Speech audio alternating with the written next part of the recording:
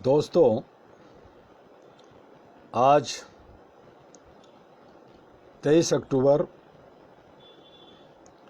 और आज का शुभ विचार, there is always a change to change, but do you take the time off to change. और इसी के साथ बिहार में क्या बा, बिहार में विधानसभा चुनाव बा। अब विधानसभा के चुनाव में बा पूरे केंद्रीय मंत्री, प्रधानमंत्री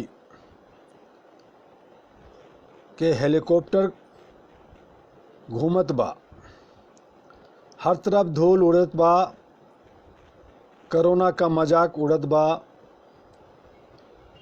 करोड़ों करोड़ का खर्चा बा। इलेक्शन कमीशन कहीं रूम में बैठ करके शराब का चुस्की लेवत बा। यही पोजीशन बिहार में बा। कोरोना के टाइम में, लॉकडाउन के टाइम में बा, कोई भी बिहारी के एक बस, ट्रेन या 100-200 ना दिल, लेकिन इस चुनाव के दरमियान सभी बिहारियों को 10 लाख नौकरी, 19 लाख नौकरी, सभी बेरोजगारों को 1,000 पेंशन भत्ता, महिलाओं को फ्री में बस का भ्रमण।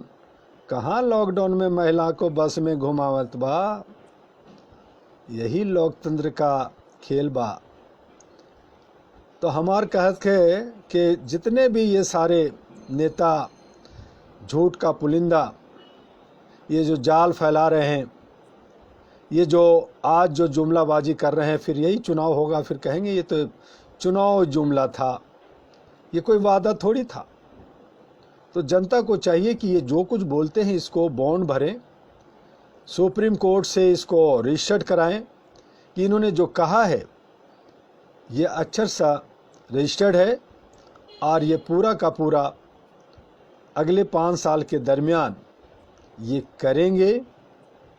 और अगर नहीं करेंगे तो दंड में सारे पार्टियों को निरस्त कर दिए बा। ये इलेक्शन कमीशन करे ना घोषणा, काहे ना करी?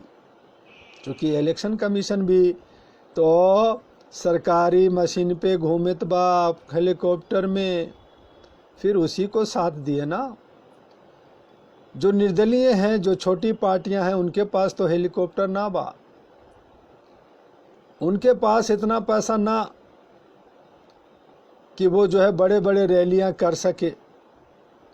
तो मज़ा तो उसी को लेना जो सरकार में है, ये सरकार के साथ रहे हैं, जिन्होंने करप्शन, भ्रष्टाचार, चारा घोटाला और बहुत सारे घोटाला करके पैसा जमा करी, वही तो खर्च करी। तो ये बिहार की स्थिति बा। अब बिहार की जनता को मूर्ख बना के सत्ता में आ करके और फिर ये कहिए कि बिहार में मछली पालन में सबसे उत्तम बा। तो बिहार के सारे जनता तो मछली है। वो मछली आज है जिसे जाल में फंसाने की ये जो मछली पालने वाले जो हैं, ये जो हमारे सारे जनप्रतिनिधि, ये उनको फंसा करके और तल भून के इलेक्शन के बाद में खूब मजे चटकारे लेके खाई। तो ये मछली, बिहार के जनता को मछली समझिए, फीस। और बड़ा अच्छा अच्छा उसका पीस बना के भून करके, तल भून करके उसका मछली पकौड़ा बना के खाई। और फिर आप जो है उत्पीड़न, शोषण, दोहन, पिछड़ा, दलित के राग अनपाई और मार खाई। जो समझदार है वो बिहार छोड़ करके देश विदेश में जाके नौकरी करी, भारत के विभिन्न राज्यों में जा करके नौकरी करी, अपनी इज्जत गंवाई। और तू अपने कुर्सी पे बैठ के बिहार को लूटने का काम करी। समझदार जो बिहार के लोग हैं, बिहार की जो जनता है, उसे समझनी चाहिए और इन तमाम लोगों को निगलेक्ट कर देनी चाहिए। मैं तो कहता हूं कि निर्दलियों को जिता दो, सारे निर्दलियों को जिता दो। जो आपके आसपास में जो अच्छे लोग हैं, आपके साथी हैं, उनको जिता दो। कोई भी पार्टी को वोट मत। लेकिन कौन सोनत बा, बिहारी तो 500 और 8 रुपए की शराब पोच पे भी केला। अरे यही होगा ये रिजल्ट, मैं देख रहा हूं। ये लोकतंत्र अब जनता का नहीं है, ये लोकतंत्र सत्ता पक्ष का है, ये लोकतंत्र अमीरों का है, ये लोकतंत्र कॉरपोरेट हाउस का है, ये लोकतंत्र जो आज बड़े बड़े मीडिया कॉरपोरेट हाउस है उसका है। आज एक निर्दलीय एक अगर पढ़ा लिखा समझदार ग्रेजुएट कैंडिडेट है तो उसका प्रचार अगर करी घूमी तो एक पेपर या मीडिया या कोई इलेक्ट्रॉनिक मीडिया उसका चेहरा भी ना दिखाई एक बार।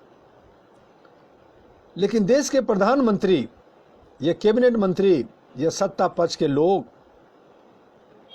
प्रचार करी तो उसके सारे पूरे भारत के सारे नेशनल चैनल पे सुबह से शाम तक उसी को दिखाई, उसी को दिखाई, उसी को दिखाई। तो ये हालत है मीडिया का, गोद मीडिया, पेड मीडिया। वो जनता का हित नहीं करता, वो सरकार का, चूंकि उसे करोड़ों रुपया उसको मिलता जो है। आने वाले समय में जब अहरा नेशनल पार्टी अगर कभी सत्ता में आई तो सबसे पहले जितने भी लीडर्स हैं, जितने भी जनप्रतिनिधि हैं, उनको ठीक किया जाए। फिर कॉरपोरेट हाउस को किया जाएगा। फिर जितने भी नौकर साहब, कार्यपालिका, न्यायपालिका, विधायिका, इन सब को क्लास लेने की ज़रूरत पड़ेगी और फिर मीडिया का भी क्लास लेने की। अगर हम ये 5, 6, 7 जो धड़ हैं इनको ठीक कर दिया जाए, इनको सही रास्ते पे ले आया जाए तो मैं समझता हूँ कि भारत की भूखमरी ख़त्म होगी, बेरोजगारी ख़त्म होगी और ये सही माने में सोने की चिड़िया भारत बन जाएगा और विश्व गुरु बन सकता। लेकिन ये कब होगा और कैसे होगा, इसके लिए हम सबको यूनाइट होना पड़ेगा, जोड़ना पड़ेगा, समझना पड़ेगा और एक मैनेजमेंट के तहत इनको पछाड़ना पड़ेगा। तो बहुत सारी बातें हैं। बिहार की अभी सरगर्मियां खूब तेज चल रही है, खूब प्रचार चल रहे हैं। सत्ता पक्ष, विपक्ष, राहुल गांधी, मोदी जी, नीतीश कुमार, तेजस्वी और चिराग पासवान, ये सबके खूब दिखाए जा रहे हैं। वहाँ पे पप्पू यादव भी हैं, ओवैसी भी हैं और बहुत सारे कुशवाहा हैं, कई निर्दलीय हैं, कई छोटे छोटे पार्टियां हैं जिनको बेचारे को कोई दिखाता भी नहीं, कोई नाम भी नहीं लेता। उन तमाम लोग अपने रसोकस में लगे हुए हैं। देखें ऊँट किस करवट बैठती है, वहाँ किसकी विजय होती है, जनता किस तरफ किसको वोट देता है, ये सब एनालिसिस 7 नवंबर के बाद होगा। चूँकि 28 अक्टूबर को पहली चरण। मेरी सभी जनता से रिक्वेस्ट होगा कि वो ज़्यादा से ज़्यादा अपने मतों का इस्तेमाल करें। आगे उस मत का ये मिसयूज कैसे होता है, मशीन में क्या ये लोग गड़बड़ी करते हैं, ये एक अलग ही विषय है। लेकिन अपने मतों का उपयोग ज़रूर करें और ज़्यादा से ज़्यादा 100% वोट दें। ये मेरा अपील होगा अहरा की तरफ से, मेरे तरफ से। और रोज़ हम आपसे बात करेंगे। कल विशेष तौर पर 24 अक्टूबर को यूनाइटेड नेशन डे है। मैंने कहा कि यूनाइटेड नेशन के बारे में, अहरा के बारे में कल हमारी आपसे 1 बजे विस्तार से बात होगी। आप सभी लोग नॉर्थ, साउथ, ईस्ट, वेस्ट जितने भी इंडिया के लोग हैं, इंडिया से बाहर हमारे जो फॉलोअर्स हैं, जो अहरा को पसंद करते हैं, वो कल 1 बजे ज़रूर हमारे फेसबुक पे आइएगा। थोड़ा सा जो मैं रोज़ मानवाधिकार और सुशासन की किताब की कोट्स को लेकर के चल रहा हूँ, कल मैंने कार्यपालिका न्यायपालिका के बारे में बताया था, राजनीतिक के बारे में बताया था। आज सामाजिक संगठन की क्या भूमिका होती है उस बारे में हम लोग बात करेंगे, और भारत की राजनीतिक और राजनीतिक पार्टियों की क्या स्थिति है उस पे थोड़ा सा हम विचार कर लें। तो आइए, सामाजिक संगठन या गैर सरकारी संगठन या सिविल सोसाइटी किसी भी देश या समाज के लिए काफ़ी महत्वपूर्ण होते हैं। भारत में गैर सरकारी संगठनों की संख्या 42 लाख से ज़्यादा है। गैर सरकारी संगठनों की शुरुआत प्राचीन काल से ही हुई। ऐसे संगठन बगैर किसी सरकारी भागीदारी के चलते हैं। इनमें कुछ संगठन ऐसे हैं जो सरकार के सहयोग से चलते हैं, कुछ संगठन ऐसे हैं जो सरकार के से वित्तीय सहायता नहीं लेते और कुछ लोग देते हैं। बहुत सारे संगठन विभिन्न क्षेत्रों में अलग अलग तरीकों से काम करते हैं। इनमें मानवाधिकारों के संरक्षण व पालन को बढ़ावा देने, पर्यावरण के संरक्षण, बुजुर्गों, महिलाओं और बच्चों के संरक्षण और उनके कल्याण के लिए सामाजिक संगठन काम करते रहते हैं। इसके अलावा बहुत सारे गैर सरकारी संगठन स्वास्थ्य, खेल, प्रकृति से जुड़े महत्वपूर्ण विषयों पर काम करते हैं। ऐसे संगठनों का उद्देश्य मानवतावादी होता है। गैर सरकारी संगठन हम अपने उद्देश्य की पूर्ति हेतु जनता के साथ तारतम्य, जनता से रिश्ता बना करके स्थापित करते हैं और अपने कार्यों को आगे बढ़ाते हैं। हमारे देश में गैर सरकारी संगठनों ने काफ़ी महत्वपूर्ण भूमिका निभाई है।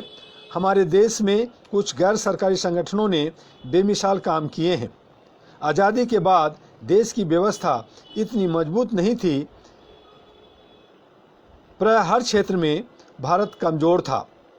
ऐसी स्थिति में कुछ गैर सरकारी संगठन ने काफ़ी अच्छा काम किया। इसमें कुछ कुष्ठ रोग के उन्मूलन के लिए देश में चलाए गए कुछ संगठनों द्वारा महत्वपूर्ण भूमिका अदा किया गया। गरीबों, बेसहारों लोगों के लिए भी इन संगठनों ने अच्छा काम किया।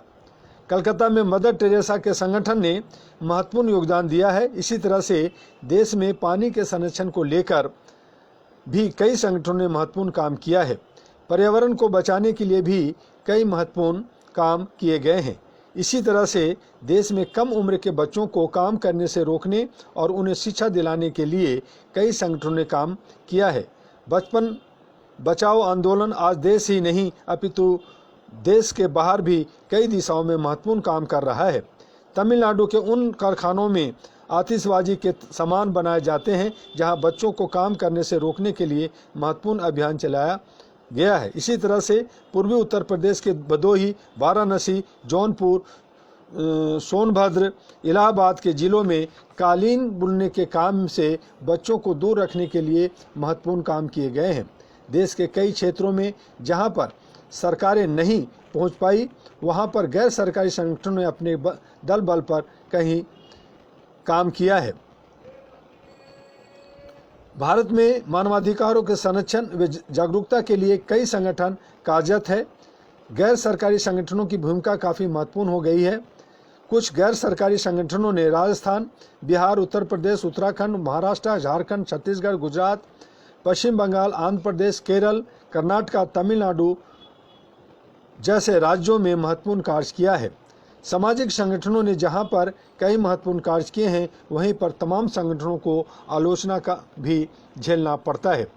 मेरा मत है कि सामाजिक संगठनों से लोगों की काफ़ी अपेक्षा रहती है। इनके कार्य में पारदर्शिता जरूरी है।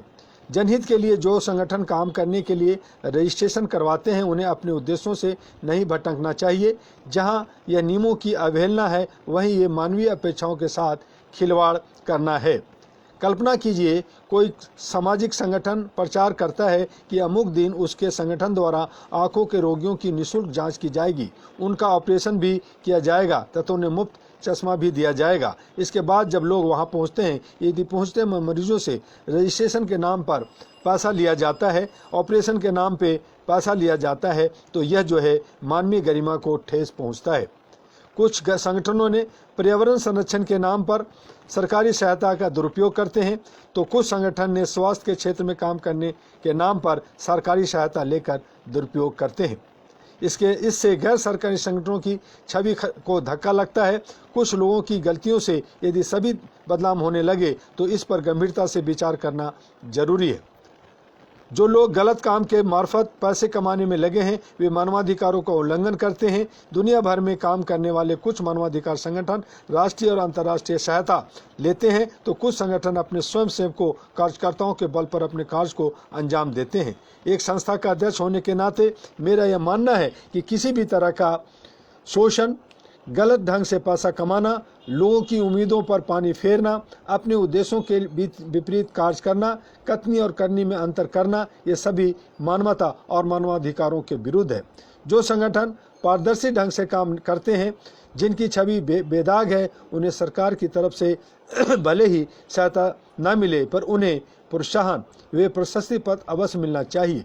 इससे अन्य संगठन भी अपने कार्यों में पारदर्शिता लाने का प्रयास करेंगे तथा मानवीय मूल्यों को समझते हुए अपने घोषित उद्देश्यों व स्थापित मापदंडों पर चलेंगे। इसके साथ ही हर क्षेत्र के गैर सरकारी संगठनों का एक परिसंघ बनना चाहिए और परिसंघ समस्त संगठनों को समय समय पर दिशा निर्देश व सहयोग देने का काम करे तथा ऐसे संगठन जो सरकारी सहायता लेने के हकदार हैं उन्हें सरकारी सहायता अवश्य मिलनी चाहिए। ऐसा देखा गया कि कई अच्छे संगठन धन के अभाव में अपने उद्देश्यों की पूर्ति नहीं कर पाते। यदि इन संगठनों की कार्यप्रणाली पारदर्शी है, इनका रिकॉर्ड अच्छा रहा है, तो इन्हें सरकार की तरफ से प्रोत्साहन अवश्य मिलना चाहिए। इसके साथ ही सभी गैर सरकारी संगठनों को चाहे वे जिस क्षेत्र में भी काम करते हों, मानवीय मूल्यों को बढ़ावा देते हुए मानवाधिकारों के पालन और संरक्षण पर भी विशेष ध्यान देना चाहिए। सभी सामाजिक संगठन समाज के हित के लिए होते हैं। समाज में रहने वाला मनुष्य संस्थाएं बनाता है और चलाता है। ऐसे में इन गैर सरकारी संगठनों का उद्देश्य मानव रहित व समाज रहित होना चाहिए। यदि सभी सामाजिक संगठन मानवाधिकारों के पालन और संरक्षण पर ध्यान देना शुरू करेंगे तो पूरे समाज में बहुत ही जल्द सजगता आ जाएगी। विभिन्न राज्य सरकारें व केंद्र सरकारें मानवाधिकारों पर विशेष खानापूर्ति करती दिखाई पड़ती है। ऐसे में गैर सरकारी संगठनों का दायित्व बढ़ जाता है कि वह मानव की गरिमा व मानवाधिकारों के प्रति अपनी जिम्मेदारी को निभाएं। इसी तरह से भारत की राजनीतिक पार्टियां भी भारत के एक धर्मनिरपेक्ष समाजवादी लोकतांत्रिक राज्य है। यहाँ सरकार जनता के द्वारा चुनी जाती है। भारत में केंद्र सरकार व राज्य सरकार की सरकार काम करती है। केंद्र की सरकार राज्य सरकार के तुलना में ज़्यादा शक्तिशाली मानी जाती है। केंद्र सरकार के पास यह अधिकार होता है कि वह कुछ विशेष संवैधानिक परिस्थितियों में राज्य सरकार को सत्ता से हटा सकती है। ऐसी स्थिति में वहाँ पर केंद्र द्वारा राष्ट्रपति के माध्यम से शासन होता है, अतः उन्हें राष्ट्रपति शासन कहा जाता है। भारत एक लोकतांत्रिक प्रणाली वाला देश है। यहाँ पर विभिन्न पार्टियां चुनाव लड़कर जनता द्वारा बहुमत बनाकर सरकार चलाती है। भारत में आज़ादी के बाद ढेर सारी पार्टियां अस्तित्व में आई। आज भारत में 5000 से ज़्यादा पार्टियां रजिस्टर्ड है। इनमें से कुछ पार्टियां राष्ट्रीय पार्टियां होती हैं तो कुछ राज्य स्तर की पार्टियां होती है, जबकि सैकड़ों पार्टियां विभिन्न राज्यों में चुनाव लड़ती है, उन्हें राज्य स्तर की पार्टियां कहा जाता है। मेरा मानना है कि राजनीतिक दलों ने सत्ता हासिल करने के लिए कई बार बेमेल गठबंधन किया। सत्ता की खातिर सिद्धांतों और नीतियों को तिलांजलि देना उचित नहीं कहा जा सकता। कुछ राजनीतिक पार्टियां ने एन केन प्रकार सत्ता हासिल करना ही अपना उद्देश्य मान लिया है। जनसेवा उनका उद्देश्य नहीं रह गया है। तमाम राजनीतिक पार्टियों के लोग ही तमाम कानूनों का उल्लंघन करते हैं। वे मानवाधिकारों की धज्जियां उड़ाते हैं। राजनीतिक दलों के कार्यकर्ता ही यदि कानून को ताक पर रखेंगे, मानवीय मूल्यों को तरजीह नहीं देंगे, मानवाधिकारों को धत्ता बताएंगे, तो ऐसी स्थिति में कैसे लोग इन राजनीतिक दलों से मानवाधिकार से पालन व उनके संरक्षण की बात सोच सकते हैं। सबसे पहले राजनीतिक दलों को अपनी कथनी और करनी का अंतर मिटाना होगा। राजनीतिक दलों के नेता विभिन्न सभाओं और मंचों पर बोलते हैं तो ये बड़ी बड़ी आदर्शवादी बातें बोलते हैं, परंतु यथार्थ के धरातल पे वे उस पर अमल नहीं करते। कुछ राजनीतिक पार्टियां ने तो अपने यहाँ मानवाधिकार प्रभाग अवश्य खोल लिया है, परंतु उन दलों के कार्यकर्ताओं और बड़े बड़े नेता ही मानवाधिकारों के बारे में अनभिज्ञ हैं। ये विनम्र ही कही जाएगी कि जो देश के भावी नेता बनने के लिए उद्यत हैं उन्हें देश की समस्याओं का ही पूरा ज्ञान नहीं होता। मानवाधिकारों का हनन और उसके प्रति ज़्यादातर लोगों की अनभिज्ञता आज एक बड़ी समस्या है। आज हमारे यहाँ प्राय हर चीज़ राजनीतिक से प्रेरित हो रही है। राजनीतिक दलों के नेता यदि ऊंचे आदर्शों और मापदंडों को स्थापित करेंगे तो समाज के लोग उसका पालन करेंगे। जैसा उदाहरण राजनीतिक दलों, बुद्धिजीवियों और प्रशासन के द्वारा प्रस्तुत किया जाएगा, वैसा ही समाज का आचरण होगा। आज हमारे देश में तमाम राजनीतिक दल राम राज की बात करते हैं, कुछ नेता स्वराज की बात करने लगे हैं। राम राज में आदर्श क्या होता है, उसका क्या क्या मापदंड है, उसमें कितना त्याग करना पड़ता है, ये बहुत कम लोगों को पता है। राजनीतिक दलों के नेता जब तक निजी स्वार्थ व राजनीतिक स्वार्थों से ऊपर उठकर मानवीय संवेदनाओं, समस्याओं व अधिकारों के बारे में मिलकर चिंतन मंथन नहीं करेंगे, समस्या का कारगर समाधान निकालने का प्रयास नहीं करेंगे, तब तक समस्या सुरसा के मुंह की भांति बढ़ती रहेगी।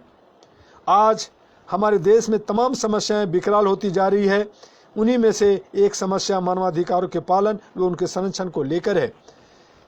जब विधानसभा, लोकसभा या पंचायतों के चुनाव होते हैं, उस समय मानवाधिकारों के पालन, मानवाधिकारों के हनन और उनके संरक्षण की बातें, मुद्दे क्यों नहीं बनते, ये सोचने वाली बात है। मानव ही चुनाव लड़ता है। मानव समाज को सुख सुविधा देने की बात घोषणा पत्रों में की जाती है, विभिन्न प्रचार माध्यमों द्वारा प्रचार किया जाता है, परंतु मानवाधिकारों के विषय में राजनीतिक दलों का नजरिया अभी भी वही काम चलाओ है। काम चलाओ नजरिया से काम नहीं चल सकता। इसके लिए गंभीर प्रयास की जरूरत है। राजनीतिक दल ही सत्ता का संचालन करते हैं। ऐसे में जब राजनीतिक दलों को इस मसले पर पहले से ही चिंता रहेगी तो सत्ता में आने पर वे इस मसले पर कारगर ढंग से काम कर पाएंगे और समस्या का समाधान करने में वे हर संभव प्रयास करेंगे। राजनीतिक दलों से अपेक्षा है कि वे अपने घोषणा पत्रों में मानवाधिकार से जुड़े मुद्दों को अवश्य शामिल करें तथा विभिन्न पार्टियों से यह भी आग्रह है कि वे विभिन्न चुनावों में मानवाधिकार संगठन से जुड़े कार्यकर्ताओं, पदाधिकारियों को टिकट देकर चुनाव लड़ने के लिए प्रेरित करें। जब मानवाधिकार से जुड़े लोग देश व समाज सेवा में आएंगे तो बेहतर काम होगा। इससे मानवता व मानवाधिकार सभी का भला होगा। इसके साथ ही शासन भी सही ढंग से चलेगा, जिसे सुशासन कहा जा सकता है। और इसमें हम सभी को एकजुट होकर के काम करना होगा। अगर हम बिखरे होंगे, हम टुकड़े में रहेंगे और हम कहेंगे कि हम खुद कर लेंगे, हमारा एक समाज कर लेगा, हम वंचित लोग एक साथ होकर काम कर लेंगे, हम जो है मूल निवासी हैं एक साथ मिलकर कर लेंगे, तो ये संभव नहीं है। और इसी का फ़ायदा जो दबंग लोग हैं, जो सदियों से आपको गुलाम बना के रखा है, वो आपको सदियों तक गुलाम बना के रखेगा। जागो। और इन्हीं शब्दों के साथ कल हम फिर यूनाइटेड नेशन पे बात करेंगे। उसके बाद में सुशासन और बुद्धिजीवी और हमारे बहुत सारे विषय हैं, उस पर जो हमारा सुशासन मानवाधिकार किताब, उस पर बात करेंगे। आज बस इतना ही। आपका डॉक्टर MU दुआ, अध्यक्ष अहराव NP। जय हिंद, जय भारत।